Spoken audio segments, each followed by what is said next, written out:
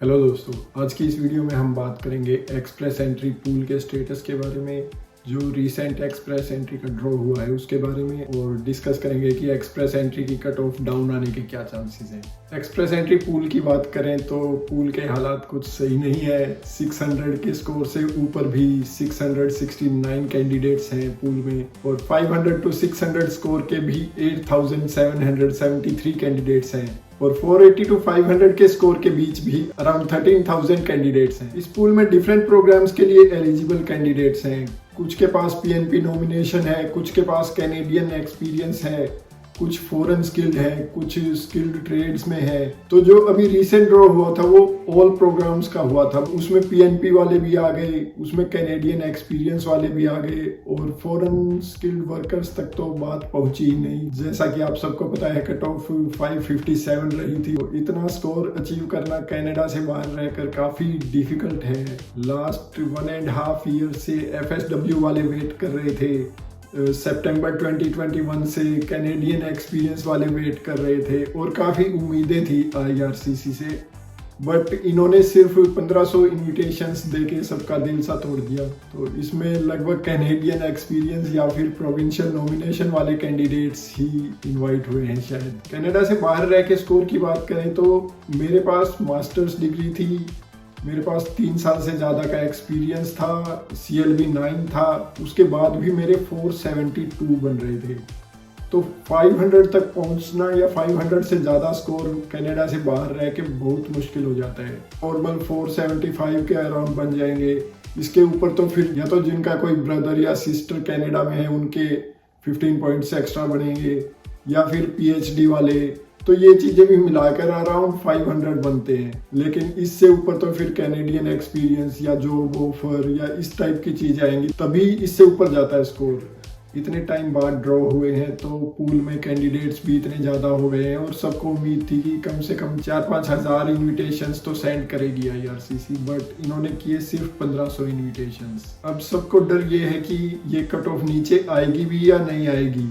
कुछ चीज़ें हैं जिनसे लगता है कि कट ऑफ नीचे आएगी। 1 by 1 डिस्कस करते हैं। इतने कम ITA का एक तो रीज़न ये भी है कि इनके पास ऑलरेडी एप्लीकेशंस का इतना ज़्यादा बैकलॉग है, तो इन्होंने सिर्फ इतने ही ITA दिए जितने विद इन जो 6 मंथ्स का इनका टाइम फ्रेम होता है उसके अंदर अंदर एप्लीकेशन प्रोसेस कर सकें। कट ऑफ तो डाउन आएगी, लेकिन कितनी तेजी से डाउन आएगी ये इस बात पे डिपेंड करता है कि ये आगे कितने इनविटेशंस देते हैं। इमिग्रेशन मिनिस्टर ने कहा है कि इस ईयर के एंड तक हम नॉर्मल लेवल पर पहुंच जाएंगे, और प्री पैंडेमिक जो प्रोसेसिंग टाइम्स थे उस लेवल पर पहुंच जाएंगे। प्राइम मिनिस्टर ट्रूडो ने भी एक टास्क फोर्स बनाई है।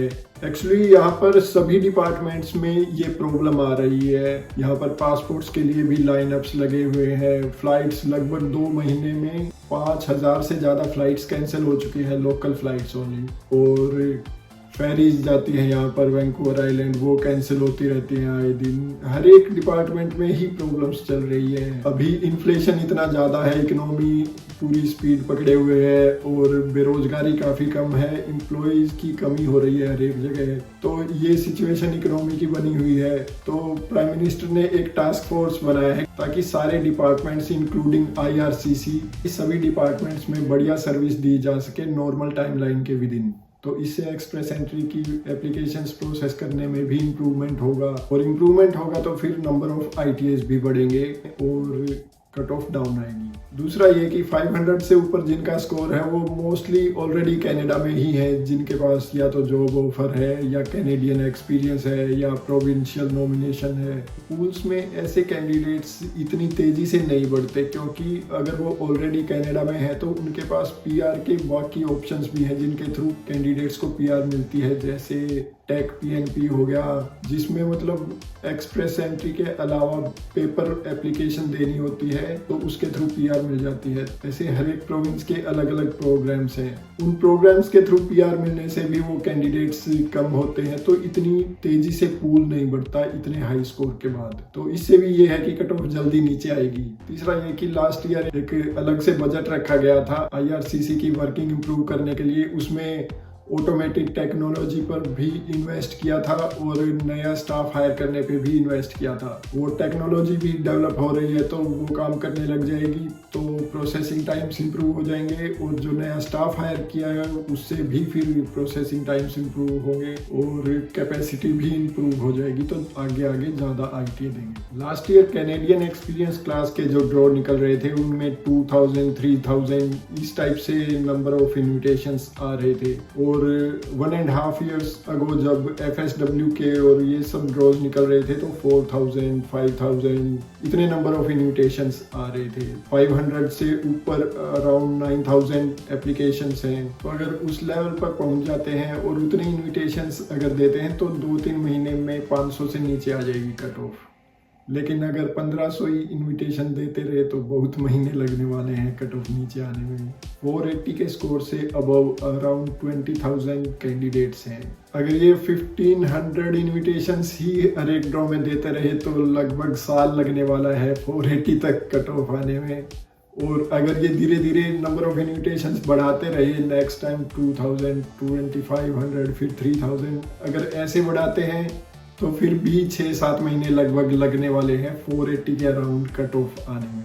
तो गवर्नमेंट स्टेप्स ले रही है इम्प्रूव करने में और उम्मीद है कि जल्दी ही ये large number of invitations send करने लग जाएंगे। तो बाकी तो सिर्फ उम्मीद पे ही दुनिया कायम है, उम्मीद ही लगा सकते हैं हम तो वही कट ऑफ कितनी तेजी से नीचे आती है।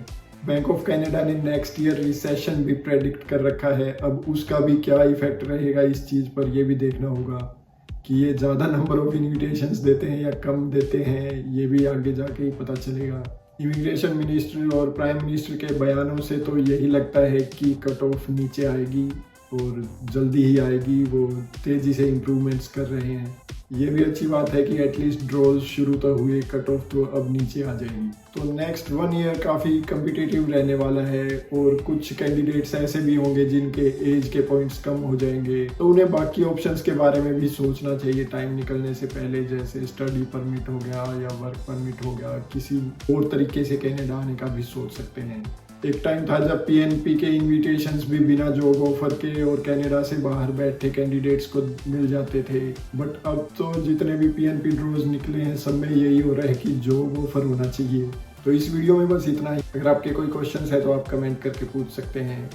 वीडियो देखने के लिए thank you, take care, good bye.